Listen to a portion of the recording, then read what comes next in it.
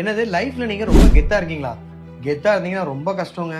நாமளும் பெரிய ஆளுன்னு காட்டிக்கிறதுக்காக நம்ம மக்கள் நிறைய பேர் அவங்களோட வரவு தெரியாம செலவு பண்றாங்க. சே ஃபார் எக்ஸாம்பிள் ஒருத்தனோட சேலரியே 30,000 தான் இருக்கும். அவன் 1,50,000 ரூபாய்க்கு ஃபோன் வாங்கி இஎம்ஐ கட்டிட்டு இருப்பான். இது ஒரு சின்ன எக்ஸாம்பிள் தாங்க. இந்த மாதிரி சொல்லிட்டே போகலாம். அட்லீஸ்ட் நம்ம பேரண்ட்ஸ் கூட கோல்டு, ரியல் எஸ்டேட் சொல்லி எதுலையாவது சேவ் பண்ணிட்டு இருந்தாங்க. பட் இப்ப இருக்க ஜென்ரேஷனுக்கு சேவிங்ஸ்ன்ற ஹேபிட்டே கிடையாது. அவங்க ஃபேண்டசியா வாழணுன்றதுக்காக நிறைய லோனா வாங்கி தள்ளுறாங்க. அது மட்டும் இல்லாம பல்லு புடுங்கிறதுல இருந்து டெஸ்டியூ பேபி வரைக்கும் எல்லாத்துக்கும் இஎம்ஐ ஆப்ஷன் போடுறாங்க.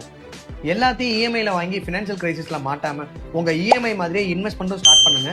ஃபியூச்சர்ல உங்களை இந்த இஎம்ஐ டிராக் பண்ணாலும் இந்த இன்வெஸ்ட்மெண்ட் உங்களுக்கு ஹெல்ப்ஃபுல்லா இருக்கும். சப்போஸ் உங்களோட சேலரி 30,000 ரூபாய் அப்படின்னா அதுல 10% வெறும் 3,000 ரூபாய் நீங்க இன்வெஸ்ட்மெண்ட் பண்ணாவே நெக்ஸ்ட் 15 இயர்ஸ்ல நீங்க க்ரோர்பதி ஆகலாம். டைமை வேஸ்ட் பண்ணாதீங்க. டெப்ரிசியேஷன் இஎம்ஐயோட அப்ரிசியேஷன் இஎம்ஐ தான் ரொம்ப பெஸ்ட். மிஸ் பண்ணாதீங்க, அப்புறம் ரொம்ப வருத்தப்படுவீங்க.